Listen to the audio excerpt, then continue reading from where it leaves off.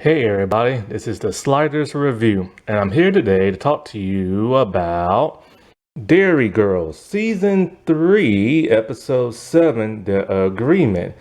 So, I never knew there was a 7th episode in Season 3. Like, I literally didn't. Because when I watched Season 3, because you see, every season has 6 episodes. So I just assumed since the way the 6th episode ended, hey, the show must be done and everything. So I had no idea until one day I saw just now that, hey, there is a 7th episode. I'm all like, oh man, because I already did my season 3 review, I think like last year and stuff. So here I am. So, anyways. Derry Girls is on Netflix, and if you never watched this show, you don't know what funny is. Like, this show is hilarious. They really go there. Think of this as like a live action South Park, but not as zany as South Park, but just as crude as South Park, and with the really edgy jokes and like the profanity and stuff like that. This show is just hilarious. And sadly, the show only lasted for 3 seasons because the pandemic really messed the 3rd season up. And so by that time, the stars were taking other projects and this and that. And season 3 isn't necessarily my favorite. Season 1 will always be my favorite. Season 2 is just as good as season 1. But season 3 just kind of like, I don't know. There was times it was good and there was times it wasn't. And so, like, this episode is actually extremely important. So important that, like, I don't know why it wasn't added sooner before the 6th episode. In my opinion, the 6th episode just kind of like ended the show. Aaron and James finally, got together and everything. They kissed. I assumed they were going to start dating and everything. Claire's dad died and everything. Ola's Ola and Michelle's Michelle. So I assumed, like, what I'm saying, like, that just wrapped everything up in a nice little bow. Then comes this episode 1 year later. Now, this episode aired the next day after the 6th episode.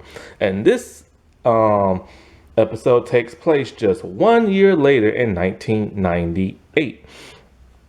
And so with that, some things happen in this episode that's just kind of like, it really undoes like the stuff that happened in the 6th episode.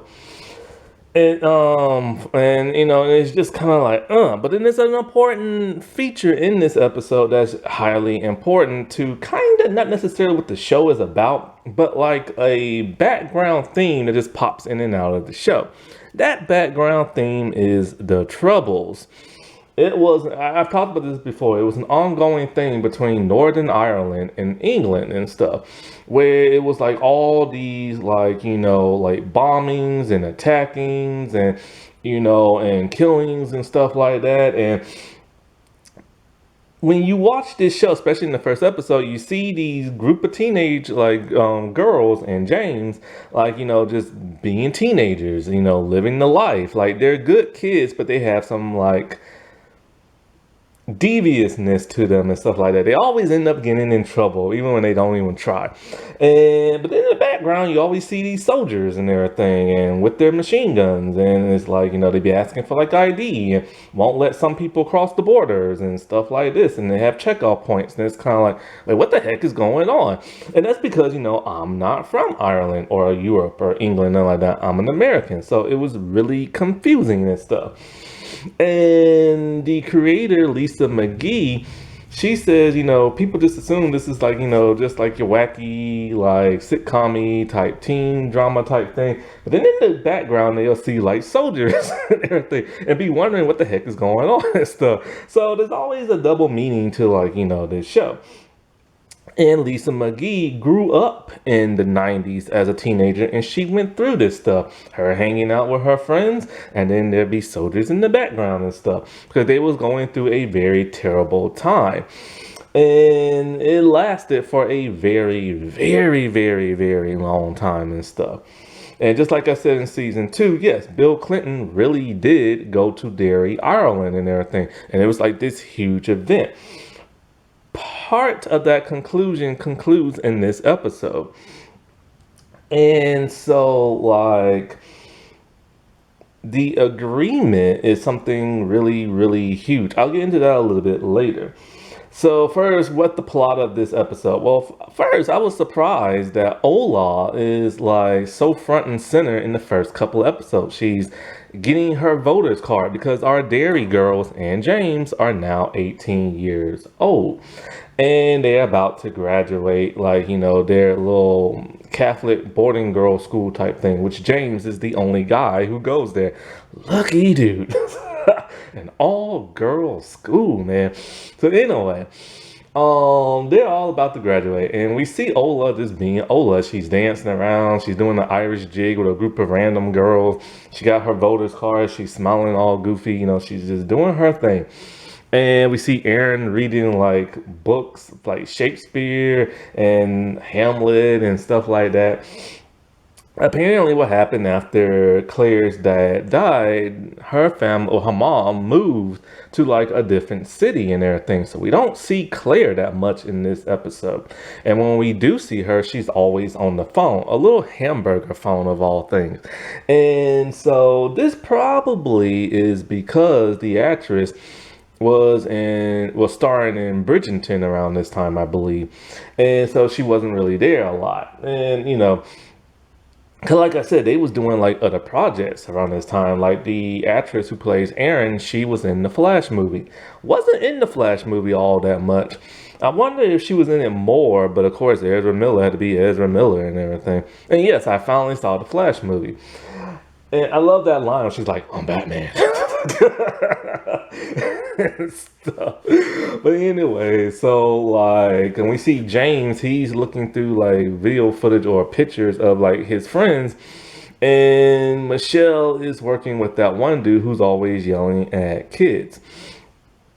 And so at some point in time, when they're talking about voting for the agreement, which I'll get into a little bit later, Aaron and Michelle get into a very huge argument. The argument is so huge, they stop being friends. Apparently, Michelle has a brother that they've never mentioned before. And he was part of one of the demonstrators. And no, he was either a demonstrator or he was in the military. And either way, he killed somebody. And so Erin's all like, she wants to vote yes on this because she doesn't want all this bloodshed no more.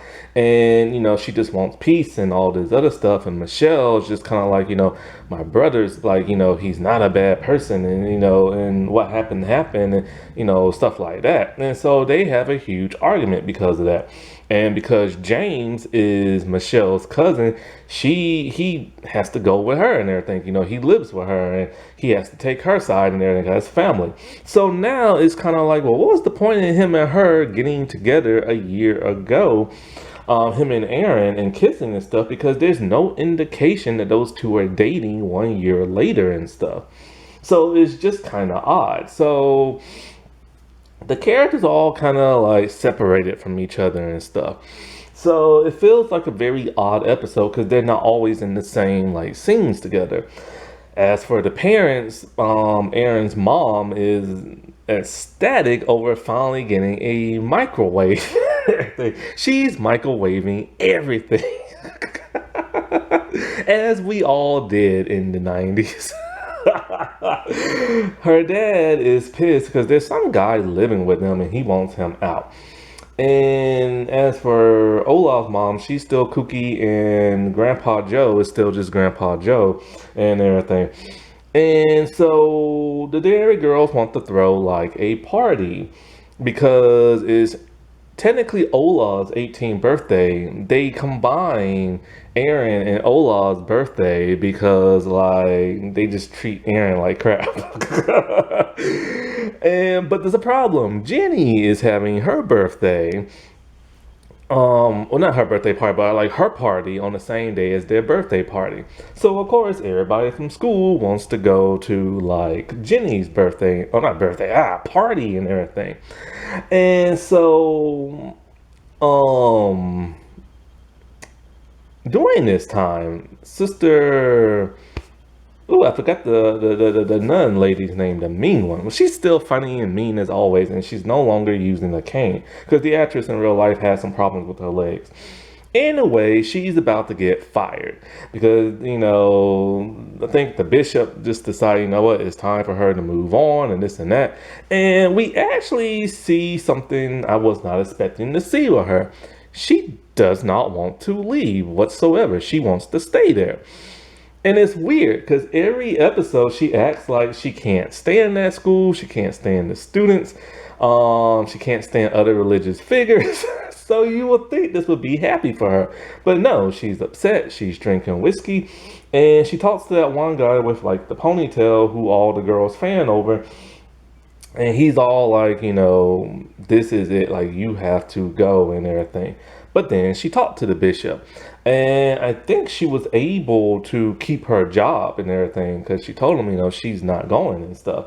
Like, this is like, her home. This is like what makes her happy. But which was so shocking because she doesn't act that way. So I think she kept her job. I'm not 100% sure. Anyways, Aaron and Olaf's party gets this doesn't really happen because nobody's showing up, and there's like this like 5-year-old like religious thing going on. Like, a bunch of 5-year-olds are there and they're having their party, and it kind of gets interrupted into their party. So Aaron's all upset.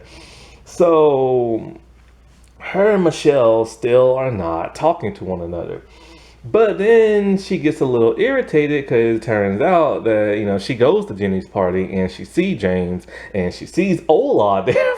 He's all like, you bailed on your own crappy party. She's like, but yeah, it sucked. And everything. And so they're there at the party and they see Michelle and she's all upset. So they all go to talk to her, and Michelle realizes she was wrong, but she was also right, she said. She said she hasn't even talked to her brother since the incident happened, and she's just so confused and angry and upset and, and all this other stuff. So, of course, her and Aaron, they kumbaya it out. Well, anyways, they head back to their party. All of a sudden, here comes Claire. And Claire's all like, I went to Jenny's party, I took my umbrella, I took out her power and her fuse box, and now all of Jenny's guests are now heading to Aaron's party. So Claire saved the day, even though she was barely in the episode. One thing I've noticed about Claire in this episode is that her voice has changed again. On all 3 seasons, her voice just sounds different. That's because the actress puts on a fake accent. She really is Irish and stuff, but she just puts on a more squeakier, high-pitched voice and everything.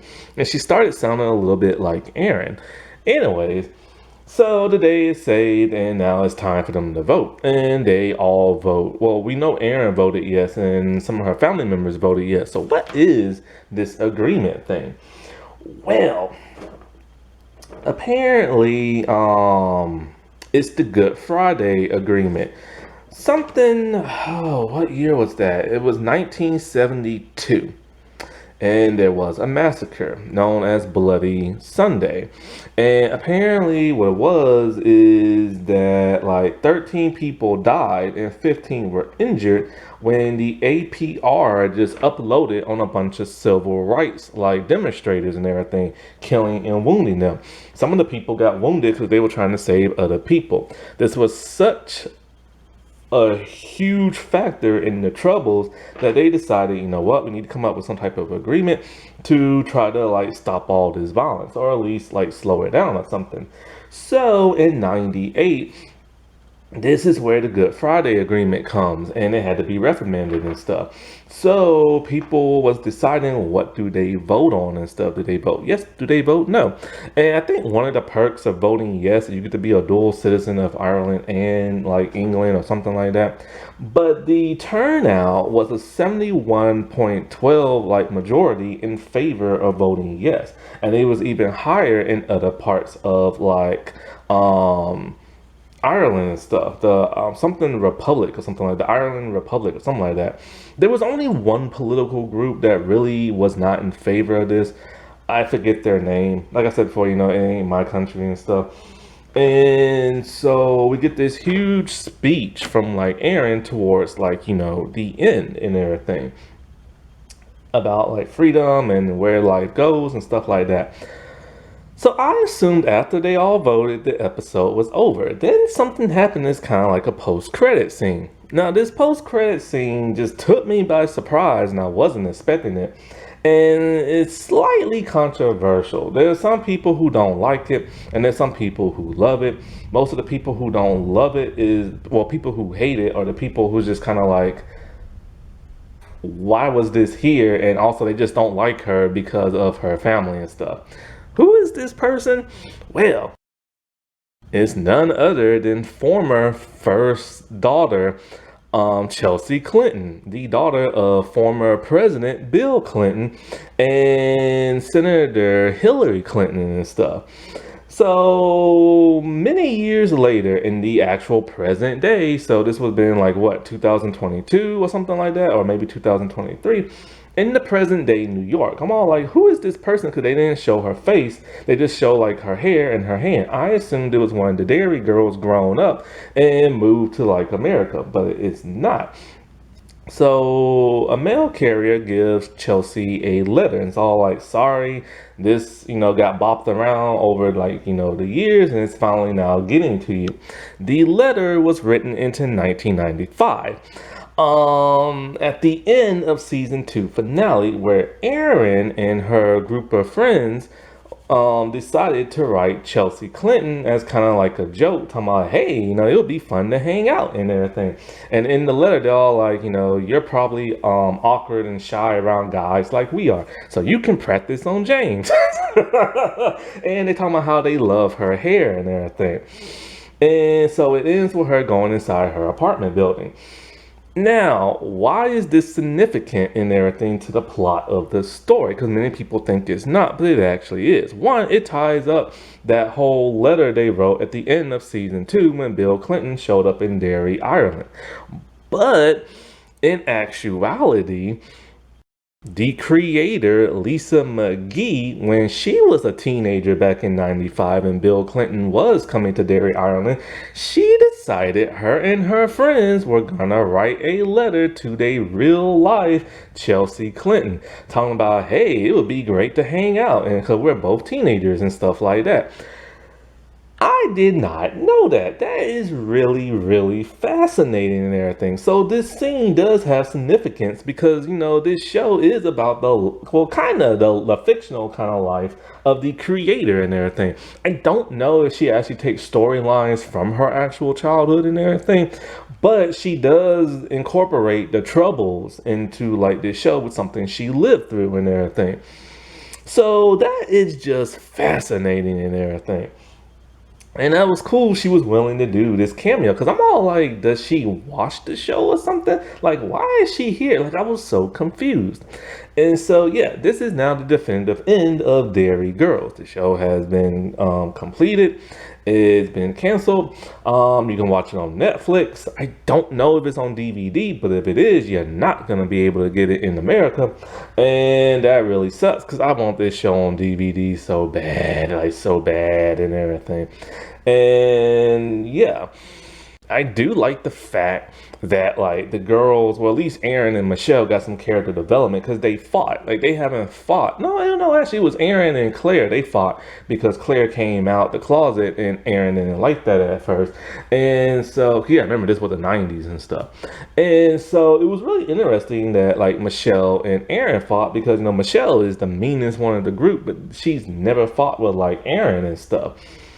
But I still feel like this should have been put in the middle of the season and not the very tacked on at the end.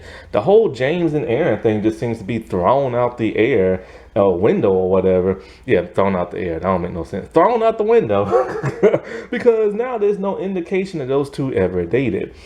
Claire just calling by phone is just weird. And Ola just, like always, just disappears from the show and everything.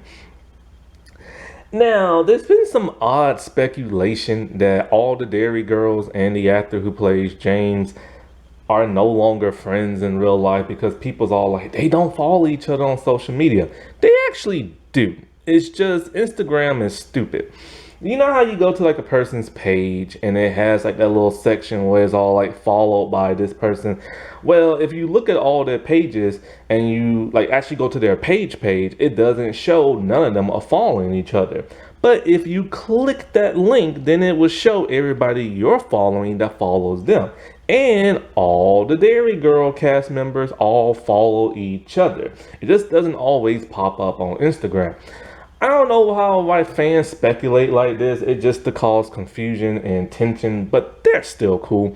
Like the actress who plays Erin, she literally liked a picture that the Michelle actress posted like just a few weeks ago and stuff. So yes, they're all still like close. They can't hang out all the time because they're all doing different projects, but they still follow each other on social media. Alrighty, well I'll talk to y'all later. Bye.